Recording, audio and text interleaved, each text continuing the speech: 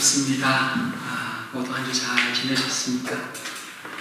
반가운 얼굴들도 보이고 좋습니다.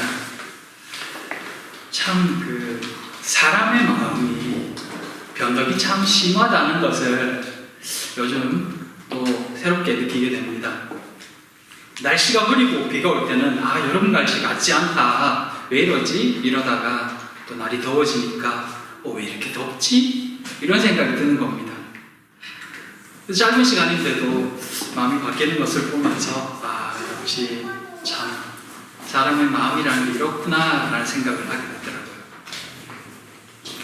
어느새 7월도 중순입니다. 이제 새 식구도 오게 될 거고 또 여러 이곳저곳에서 손님들이 오고 가다 보면 이번 여름은 금방 지나갈 것 같습니다.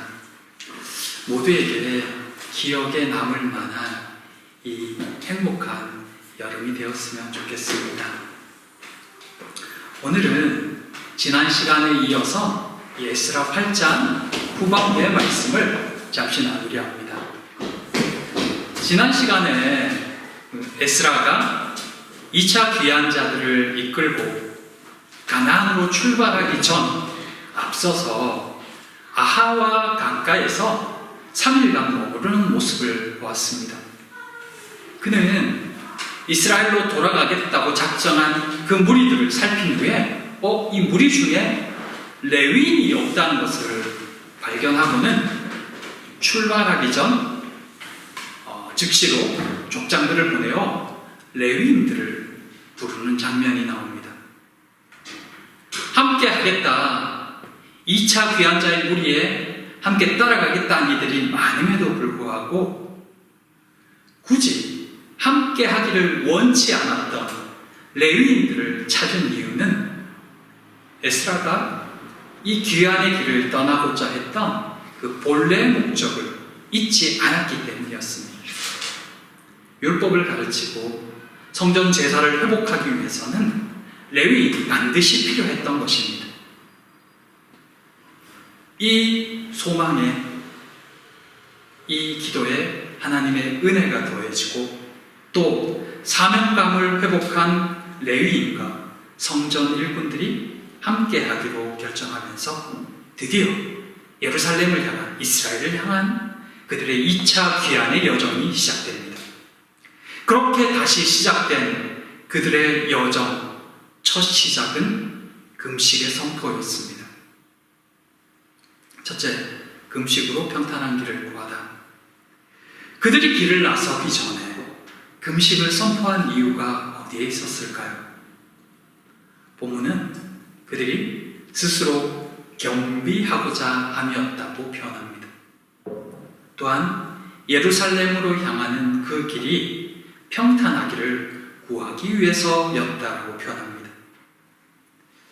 금식을 하는 이유가 여호와 앞에 스스로 겸손해지기 위함이라는 이 목적이 금식을 하는 의미를 새삼 깨닫게 합니다. 금식은 우리의 어떤 목적을 이루기 위함이 첫째가 아니라는 것입니다. 스스로 낮아져서 금식을 통해 하나님의 뜻을 구하고 그 하나님의 뜻에 순종하기 위해서 금식하는 것이 옳은 태도다라고 가르치고 있는 것입니다. 또한 그것은 지금 이 2차 귀환자들이 여호와께 구하는 것, 자신들이 지금 이스라엘로 예루살렘으로 향하는 그 길이 평탄하기를 소망하는 것 역시 단순히 자신들이 안전하게 그곳에 도착하기만을 위해서 하는 금식이 아니라는 것을 또한 가르쳐 줍니다. 왜 하니까요? 분명히 그 길이 평통하기를 구하면서 기도하고 금식하는데 왜 그것이 그들의 안전만을 위한 것이 아니다라고 말하고 있을까요? 그들이 이 2차 귀환, 포로에서 돌아오는 이 2차 귀환이 안전하기를 구하는 더 큰 이유는 그동안 자신들이 이 바사 제국에 머물면서 믿지 않는 사람들에게, 특히 왕에게 여호와께서 믿는 자들을 지켜주신다고 말했던 그 고백이, 그 간증이 헛되지 않기를 원하는 마음이었습니다. 그것 때문에 금식하며 그들이 안전하게 갈 수 있게 해달라고 구하고 있었던 것입니다. 이 여행에 문제가 생기면 자신들의 안전도 안전이지만 그동안 자신들이 했던 그 말을 들었던 왕과 믿지 않는 많은 사람들이 이 일을 보며 여호와에 대해서 오해할 수 있다는 것입니다. 그래서 그들은 평상시 자신들이 증거했던 여호와 신앙이 헛된 것이 되지 않도록 자신들을 지켜달라고 금식하며 기도하고 있었던 것입니다. 그리고 그들의 금식은 여호와의 응답으로 돌아왔습니다. 사실 이 4개월간의 여행길, 더구나 이 어린아이들과 노인들과 수많은 가축들과 심지어 수많은 임금들,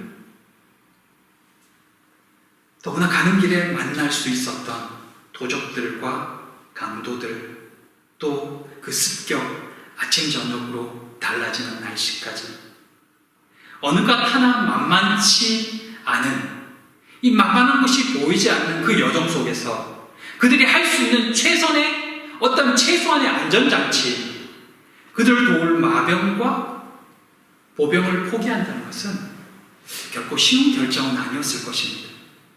실제로 안 읽었지만 31절 그 다음 절에 보면 그 길에 도적도 있었고 습격도 있었다고 말합니다. 그들이 앞으로 만나게 될 어려움이거든. 그런데 그것을 알면서도 이 최소한의 안전장치조차 포기하고 오로지 여호와께 그 여정을 맡기겠다는 결정은 세상 사람들의 눈으로 보면 어쩌면 굉장히 어리석은 결정처럼 보이기도 합니다. 그런데 그럼에도 그들이 그렇게 하겠다고 결정한 이유는 평상시 그들이 고백했던 그 믿음의 말 때문이었습니다. 굳이 그렇게까지 하지 않아도 되었지만 그들이 이런 결정을 내린 이유는 그 믿음의 고백을 들었던 믿지 않는 자들 때문이었다는 것입니다. 그들도 여호와를 만날 기회를 가질 수 있도록 말입니다. 그래서 그들은 더더욱 금식하며 하나님의 도우심을 구하지 않을 수 없었던 것입니다. 하나님의 응답이 있을 때까지 움직일 수가 없었던 것입니다. 믿음의 말과 삶이 일치되는 신앙이 우리의 신앙의 삶을 돌아보게 합니다. 사실 이 본문을 보면서 개인적으로 떠오르는 가정이 있었습니다. 곧 우리와 함께할 가정이죠. 이 당사자들이 있으면 좀 쑥스러워할 이야기겠지만 아직 없으니까요. 이 가정이 이곳 진델핑엔으로 이사를 결정했다는 소식을 들으면서 개인적으로 참 귀한 가정이구나라는 생각이 들었습니다. 사실 이 가정이 이곳으로, 이 지역으로 이사를 결정하고 또 직장을 구하면서 이사할 집 인터뷰를 여러 곳 보았는데 두 곳에서 오라고 한다는 이야기를 통해서 들었거든요. 한 곳은 이 교회에 가까운 진델핑엔이었고 또 한 곳은 직장까지 걸어서 갈 수 있는 슈투트가르트였다고 합니다. 여러분이라면 어떤 결정을 했을까요? 전 그 가정이 어떤 곳을 선택해도 다 좋다고 생각했습니다. 왜냐하면 다 필요가 있었기 때문입니다. 제 마음 같아서는 교회 근처로 왔으면 좋겠다는 생각이 들었지만요.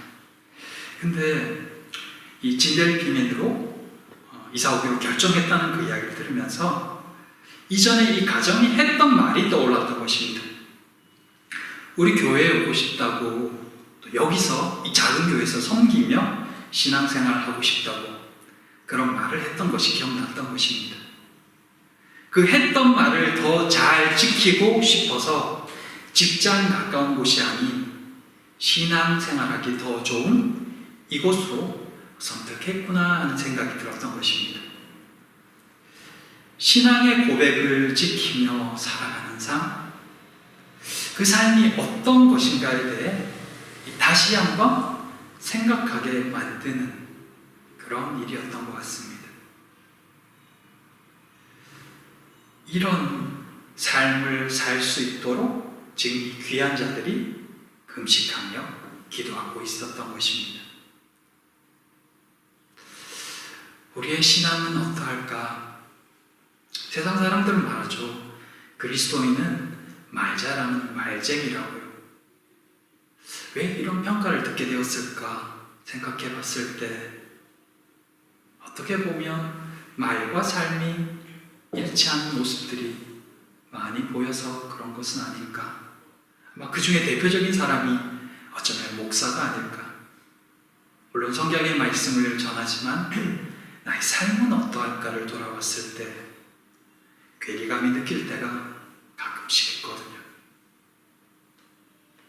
오늘 본문의 모습을 보면서 자신들만을 위한 금식이 아니라 자신들이 했던 그 말 때문에 부끄러워서라도 그 말을 지키기 위해 그들이 취할 수 있는 최소한의 안전장치조차 내려놓고 하나님께 구하며 도와달라고 구하는 그 모습, 그 속에서 신앙인의 삶이란 어떤 것인가에 대해 세상 생각하게 되는 것입니다. 오늘 본문에 금식이 나오죠. 그저 자신들의 소원을 이루기 위한, 그것만을 위한 금식이 아닌 이전에 자신들의 삶과 말로 증거했던 그 믿음의 고백을 금식을 통해 다시 한번 여호와께 구했을 때 응답받고 있는 모습. 신앙인의 삶이란, 기도란, 금식이란 어떤 것인가를 우리에게 돌아보게 하는 모습입니다. 금식은 내 뜻을 관철시키기 위한 투쟁의 도구가 아니며 내가 정했으니 하나님 응답해 주셔야 한다는 막무가내 신앙의 수단이 아닙니다. 금식은 여호와의 뜻을 구하고 여호와의 긍휼하심을 구하는 참 귀하고 중요한 은혜의 통로입니다. 혹 여기에서 이런 질문이 생길 수도 있습니다. 그렇다면 우리는 이 세상적인 것들을 다 배제하고 오로지 하나님의 도우심만 구하며 하나님이 주시는 것만 바라보며 살아야 하는가 하는 질문 말입니다. 오늘 본문은 2차 귀환이잖아요. 느헤미야에 보면 3차 귀환이 나오거든요. 다음에 이제 성경 공부를 할 텐데 이 3차 귀환 때 느헤미야는 귀환할 때 아닥사스다 왕이 붙여준 군대 장관과 마병들을 다 이끌고 돌아와요. 2차 귀환과 다르게 말입니다. 왜 그랬을까? 2차 귀환 때는 에스라는 왕이 붙여준 마병과 군사를 요청하지 않고 그 위험 속에서도 금식하며 기도 가운데 돌아왔는데 왜 3차 귀환자의 리더인 느헤미야는 왕이 붙여준 군대 장관과 마병들을 다 이끌고 돌아오는 것일까? 느헤미야가 그렇게 한 이유는 이 포로 귀환자들이 돌아오는 것을 극도로 싫어했던 그 이스라엘 땅에, 가나안 땅에 이미 지치고 있었던 이방인들 때문이었습니다. 그 이방인들에게 지금 귀한 자들이 예루살렘으로 돌아오는 것은 당시의 왕이었던 아닥사스다의 합법적인 승인이 있었다는 것을 보여줄 필요가 있었던 것입니다. 그리고 느헤미야가 하고자 했던 예루살렘 성벽의 재건을 위해서도 자신의 귀환이 외적으로 완전히 합법적인 일임을 보여주기 위한 것이었습니다. 그래서 느헤미야는 왕이 붙여준 마병과 군사들을 다 이끌고 옵니다. 근데 그 역시도 이 일을 하기 전에 금식과 기도로 나아가고 있었던 것입니다. 에스라의 2차 귀환은 영적인 회복이라는 신앙적 결단의 여정이었던 반면 3차 귀환은 성벽 재건이라는 외적인 큰 목적이 있었던 것입니다. 그렇기에 똑같은 귀한 형례였지만 하나님 나라의 유익을 위하여 각각 다른 모습과 기도로 그 일을 행하고 있었던 것입니다. 순간순간이 선택인 우리의 인생에서 매번 바른 결정을 내린다는 것은 참 쉬운 일이 아닙니다. 때로는 후회할 일을 결정하기도 하고 걸어가기도 합니다. 그러나 그때에도 우리가 생각해야 되는 것은 무엇을 위한, 누구를 위한 선택이었으며 그 기준은 무엇인가 하는 것입니다. 그것이 하나님 나라를 위하여 신앙인으로서 가장 합당한 선택인가, 그것을 묻는 것입니다. 그러면 때로 그것이 정답이 아니라 할지라도 우리는 하나님 안에서 떳떳할 수 있습니다. 모든 상황을 통해 일하시는 하나님을 우리는 믿기 때문입니다. 그래서 우리의 걷는 걸음이 어떠하든 우리는 믿음 가운데 당당하고 온전히 걸어갈 수 있는 것입니다. 사랑하는 성도 여러분, 늘 하나님 안에서 살아가는 우리 모두가 되기를 바랍니다. 우리의 중심이 하나님이 되면 우리가 내리는 그 결정이 진델핑엔이든 슈투트가르트든 또 다른 지역이든 사실은 괜찮습니다. 우리가 하나님을 바라보며 걸어가기 때문입니다. 그 다음은 하나님이 인도하시는 겁니다. 그 하나님을 믿기 때문에 우리가 신앙생활을 하는 거고, 오늘도 여전히 어떤 상황 속에서도 감사하며 살아갈 수 있는 것입니다. 그 믿음을 가지고 오늘을 살아가는 우리 모두가 되었으면 좋겠습니다. 그럼 여러분 위에 하나님의 은혜가, 인도하심이 늘 넘치기를 소망합니다. 둘째, 거룩한 것을 거룩한 자에게. 예루살렘을 향한 이 출발의 두 번째 모습은 제사장 12명에게 성전 기물을 맡기는 것이었습니다. 그들이 맡게 될 이 성전 기물은 은금, 그리고 은그릇, 금그릇, 녹그릇이었습니다. 사실 여기 녹그릇이라고 표현되어 있지만 이것은 그냥 우리가 아는 일반 녹보다는 어떤 귀한 합성 물로 많이 봅니다. 그래서 우리는 요즘은 쉽게 어떤 것을 합성해서 물건을 만들 수 있지만 그 당시에는 그렇게 쉽게 만들 수 없는 것이었기 때문에 오히려 금보다도 더 귀한 가치를 가지는 것이다 라고 평가하고 있습니다. 지금의 가치로 따지면 대략 한 수백억 정도로 그렇게 봅니다. 에스라는 이 귀한 예물이 하나님을 위해 구별된 것임을 이 12명의 제사장, 그리고 그에 따르는 또 레위인 12명에게 강조했습니다. 그리고는 예루살렘에 도착한 후에 맡겨진 그 예물을 다시 한번 확인하고 그 분량들을 정확히 체크해서 성전에 드리겠다라고 표현합니다. 이것을 맡은 그들은 두려운 마음으로 예루살렘에 도착할 때까지 이 예물을 지켜야 했습니다. 거룩한 자들에게 거룩한 것을 맡기고 또 도착해서 그 모든 것을 다 달아서 정확히 확인하겠다고 말하며 그때까지 삼가 지키라고 하는 이 당부의 모습은 하나님의 것을 맡은 자들의 자세와 역할이 어떠해야 됨을 생각하게 합니다. 맡겼으니까 당연히 그 맡긴 것에 대해 마지막에 정확한지 셈하겠다는 것은 어떻게 보면 너무나 당연한 말이죠. 하지만 마지막 때에 그 맡긴 것을 다 셈하겠다라고 말하는 이 장면은 마치 우리에게 맡긴 사명과 마지막 때에 우리에게도 셈할 것이 남아있다라고 하는 말씀처럼 들리기도 합니다. 그 긴 여정을 안전하게 지키고 마지막에 그 모든 것을 어떻게 지켰는지를 확인하겠다는 그 말씀이 말입니다. 하나님이 우리에게 맡긴 것은 어떤 것일까요? 사실 오늘 본문에 그 성전에 드리기 위해서 가져가고 있는 예물은 믿지 않는 왕, 귀족들, 또 그 페르시아 땅에 남아있는 이스라엘 백성들이 드린 예물입니다. 은금, 은그릇, 금그릇, 녹그릇 다 그들이 드린 거잖아요. 정확히 따지면 부정한 것들이라고 취급받을 수 있는 그런 예물이라는 것입니다. 왜냐하면 믿지 않는 자들이 드린 거잖아요.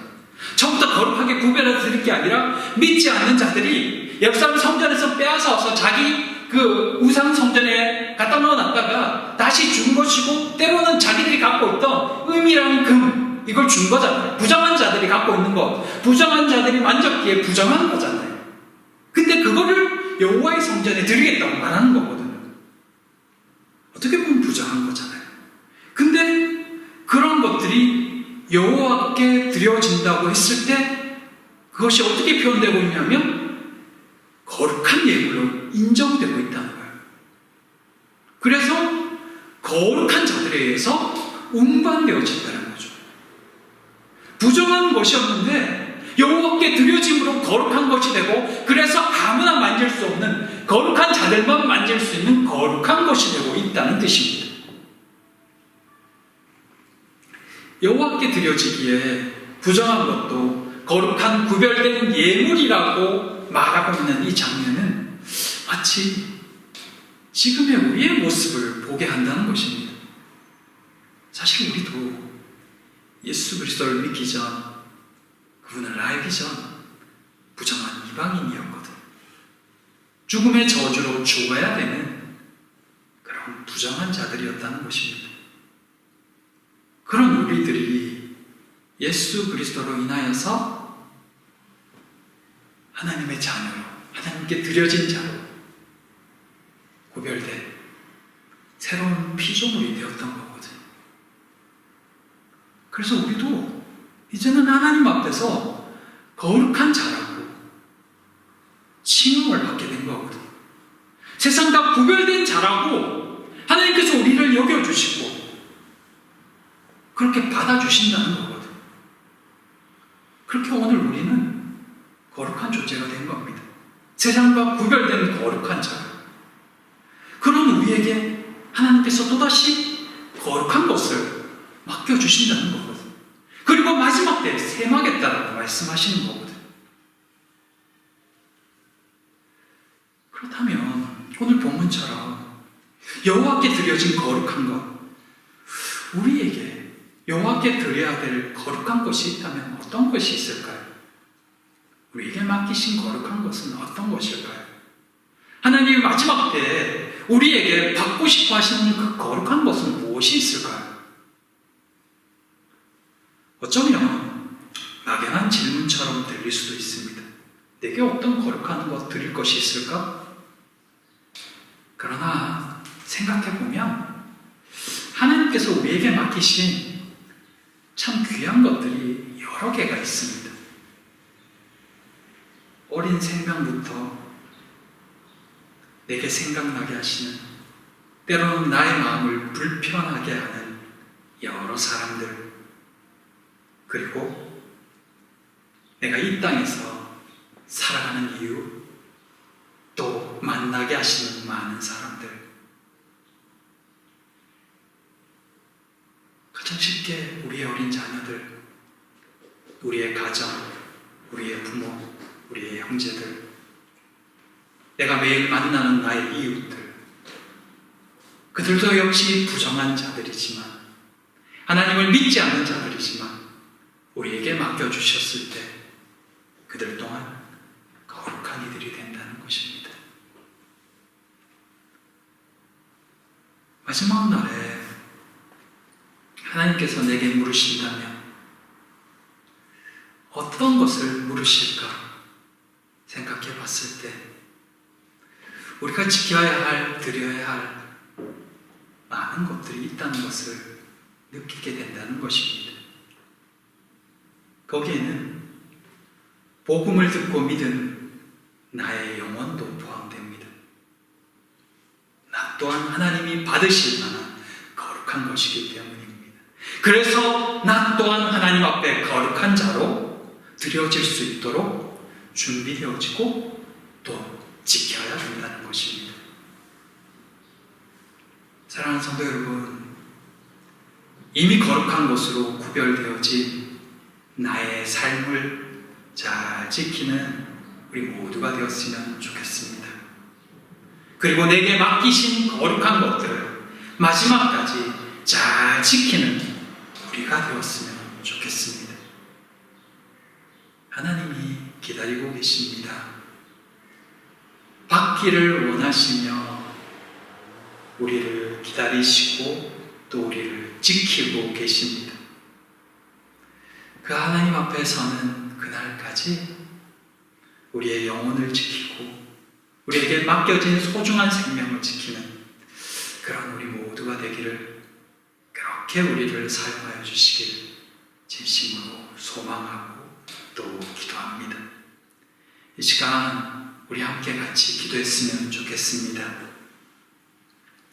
하나님이 우리에게 구별된 생명을 주셨는데 나는 지금까지 어떻게 살았는가, 또 구별되고 거룩한 것들을 맡기셨는데 나는 그것을 지금 잘 지키고 있을까? 우리 시간 하나님 앞에 고백하며 도움을 구하고 회개하고 감사하며 주께 잠시 같이 나아가기를 원합니다. 같이 기도하겠습니다.